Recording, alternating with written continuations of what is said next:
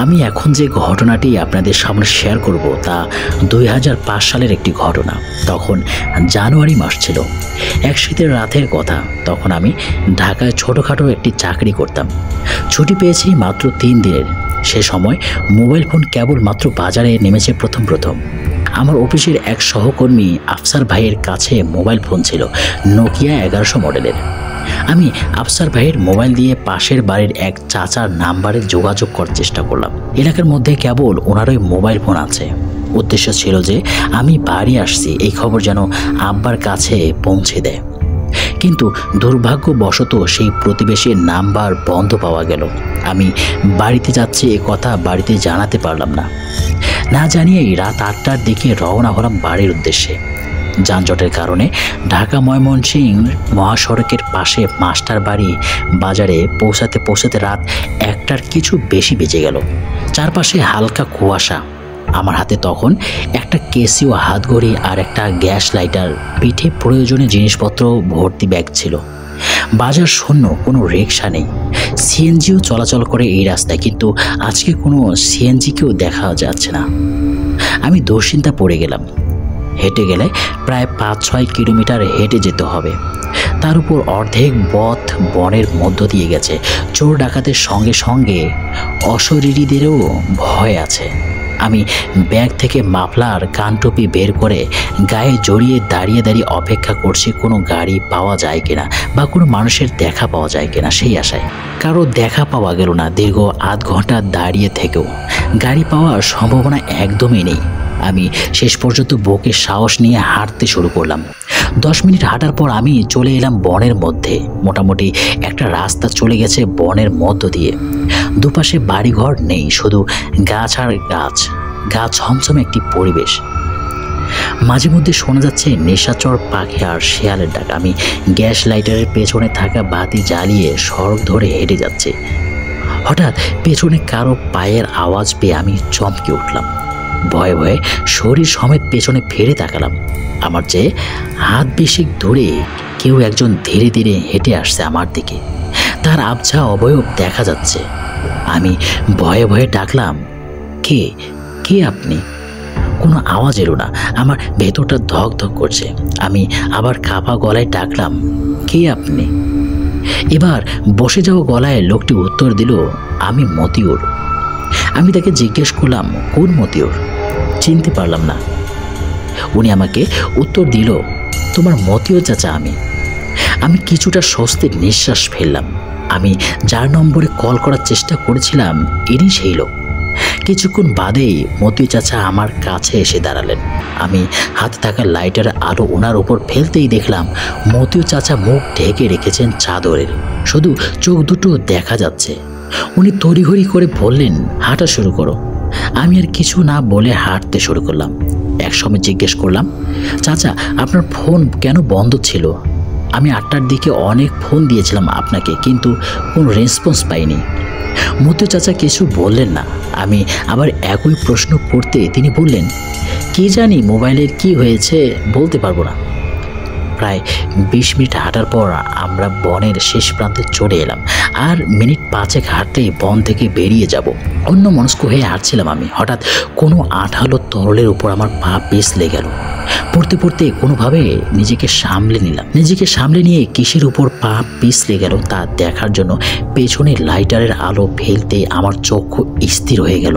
রাস্তার একপাশে জমাট বাঁধা রক্ত পড়ে আছে। বেশ বড়সড় একটা জায়গা জুড়ে রক্ত ছড়িয়ে আছে।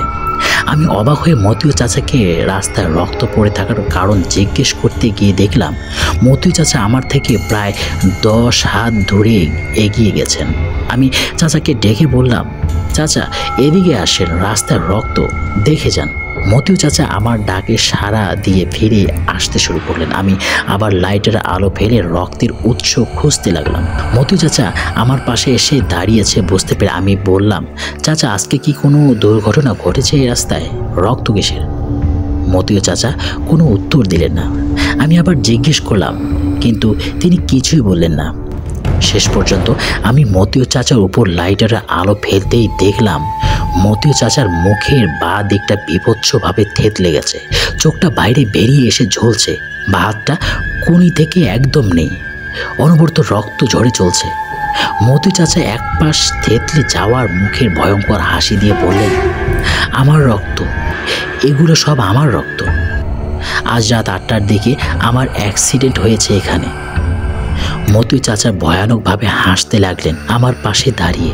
এসব দেখে আমি এতটা ভয় পেলাম যে আমি দৌড়ে পালানোর চেষ্টা করতে লাগলাম, কিন্তু ভয়ে আতঙ্কে এক পাও এগোতে পারলাম না। আমি শেষ পর্যন্ত আমি জ্ঞান হারিয়ে ঢলে পড়লাম রাস্তার মাঝে।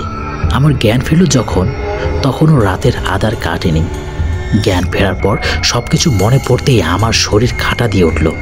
আমি ধীরে ধীরে উঠে বসে বাঁ দিকে নজর পড়তেই ভয়ে স্থির হয়ে গেলাম। একজোড়া জল জলের চোখ স্থির দৃষ্টিতে আমার দিকে তাকিয়ে আছে। আমি ভয়ে ভয়ে শরীর হেসড়ে কয়েক ধাপ পেছনে চলে আসতেই জল জলের চোখ দুটি আমার কাছ থেকে সরে গিয়ে বনের মধ্যে ঢুকে যেতে লাগলো। আমি স্থির হয়ে বসে রইলাম শুধু। জানুয়ারি মাসের প্রচণ্ড শীতের মধ্যেও আমার শরীর একদম ঘেমে গিয়েছিল। আমার ডান হাতের মুঠোয় গ্যাস লাইটারটা ছিল, সেটা না পেয়ে চারিদিকে হাতড়াতে শুরু করলাম। খুঁজতে খুঁজতে একবার জমাট রক্তে হাত পড়তে শিউরে উঠলাম আমি। 8 মিনিটের মধ্যেই গ্যাস লাইটারটা পেয়ে সাথে সাথে আগুন জ্বেলে চারদিকে দেখে নিলাম। চারদিক শুনশান নীরবতায় আবৃত। ঘড়ির ডায়ালে দেখলাম রাত 4টা 50 মিনিট। হিসেব করে দেখলাম প্রায় 2.5 ঘন্টার বেশি সময় আমি এখানে পড়েছিলাম। আমি উঠে দাঁড়াতে গিয়ে লক্ষ্য করলাম আমার শরীরে যেন এক বিন্দু শক্তিও অবশিষ্ট নেই। পা দুটো অনবরত কেঁপে চলছে। আমি ধীরে ধীরে উঠে দাঁড়িয়ে পাশের বনের গাছ থেকে মোটামুটি শক্ত একটি ডাল নিয়ে হাঁটতে শুরু করলাম। আমি হাঁটছি আর একটু পরপর ম্যাচের আগুন জ্বালাচ্ছি। ভয়ে ভয়ে পেছনে ফিরে তাকাচ্ছি বারবার। প্রায় 8 ঘন্টার কিছু সময় ধরে হাঁটার পর আমি বাড়ির কাছাকাছি পৌঁছালাম। তখন ফজরে আজান হচ্ছে। পাশের মতিউর চাচাদের বাড়িতে আলো জ্বলছে। মৃদু স্বরে কোরআন তেলাওয়াত আর কান্নার আওয়াজ ভেসে আসছে। আমি কোনো রকমে দেহটা টেনে নিয়ে আমাদের বাড়িতে ঢুকে আম্মা আবার দরজা কড়া নেড়ে মেঝেতে বসে পড়লাম। তখন ক্লান্তির শেষ সীমানে পৌঁছে গেছে আমার শরীর। মাথায় ঘুরছে রাতের আধারে ঘটে যাওয়ার ঘটনার কিছু সময়ের আলোকিত ভয়ানক দৃশ্যগুলো। 2 দিন আগে ঘটে যাওয়া ঘটনাটি আমার সাথেই ঘটে। এর আগে বলে রাখি, আমার রাশিটা খুবই খারাপ, এই জন্যই আমার সাথে আগেও অনেক কিছু হয়েছে। আমি অনেক কিছু ব্যবহারও করেছি, কিন্তু কোনো কিছু বাদ মানে না। বিশ্বাস অবিশ্বাস সম্পূর্ণই আপনাদের ব্যাপার। তো শুরু করছি আমার সাথে ঘটে যাওয়া সেই ঘটনাটা। যে গরমের অবস্থা 47-48 ডিগ্রি তাপমাত্রা। সূর্য উঠে গেলে আগুনের কাছে বসে রান্না করাটা যে কতটা জ্বালা দেয় তা শুধু আমার মতো গৃহবধূরাই ভালো জানেন। তাই ভাবলাম খুব ভোরে উঠে গরমের কয়েকদিন রান্নাটা সেরে ফেলবো। ভোর 4টা বাজে তখনও আলো ফোটেনি, চোখে ঘুম নেই। আর এখন ঘুমিয়ে গেলে উঠতে অনেক দেরি হয়ে যাবে, এগুলো ভেবে রান্নার তোড়জোড় শুরু করে দিলাম। ফ্রিজ থেকে ইলিশ মাছটা বের করলাম। ভাত চুলায় বসিয়ে উঠান বাড়ি কুড়িয়ে পরিষ্কার করছিলাম। হঠাৎ চোখ পড়ল আম গাছের উপর। তাকিয়ে দেখি আমগুলো আমার দিকেই তাকিয়ে আছে। আমি খুশি হয়ে ভাবলাম আজ আম দিয়ে ডাল এবং ইলিশ মাছ রান্না করব। যথারীতি আমি রান্নাঘরে চলে গেলাম হাতের কাজ ছেড়ে।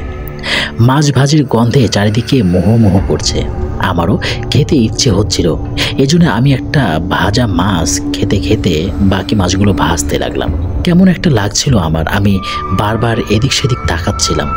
হঠাৎ চুরমার করে কিছু পড়ার শব্দ পেলাম। সারা গা ছমছম করে দিয়ে উঠল। আমি মাছের কড়াই নামিয়ে রেখে হাতের ভাজি মাছটি নিয়ে বের হলাম রান্নাঘর থেকে। উঠানের লাইট অন করে এদিক সেদিক ভালো করে দেখলাম, কিন্তু না, কিছুই নেই। শুধু ভয় পাচ্ছিলাম।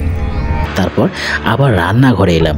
3টি মাছের পিস কম দেখলাম। আমি তো একটা খেয়েছি, বাকি 3টা কোথায়? এর মধ্যে একটা বিড়াল ঝাঁপ দিয়ে আমার সামনে এসে পড়লো। আমি ভয়ে দূরে সরে গেলাম। চোখ দুটো যেন জ্বলছে। আমার উপর ঝাঁপিয়ে পড়ে আমার আধখানা খাওয়া মাছ ছো মেরে দিয়ে চলে গেল। বাকি 7টা মাছ আমি তাড়াতাড়ি করে রান্না করে ফেললাম। একটু আলু ফুটছে তখন। আমি গাছ থেকে আম ছিঁড়তে লাগলাম ডাল রান্না করার জন্য। এমন সময় আমার জায়ের ছোট ছেলেটা আমাকে ডাকছে আর বলছে, ছোট মা, এদিকে এসো। আমি বললাম, এত ভোরে কেন উঠেছিস তুই? দেখলাম ও ছুটে চলে যাচ্ছে পাশের বাগানের দিকে। আমিও পিছু পিছু দৌড়াতে লাগলাম আর বলছি, ওদিকে যাস না। তারপর হঠাৎ করে আমি বাগানের সামনে গিয়ে মনে পড়লো, আরে ওরা তো বাড়িতেই নেই।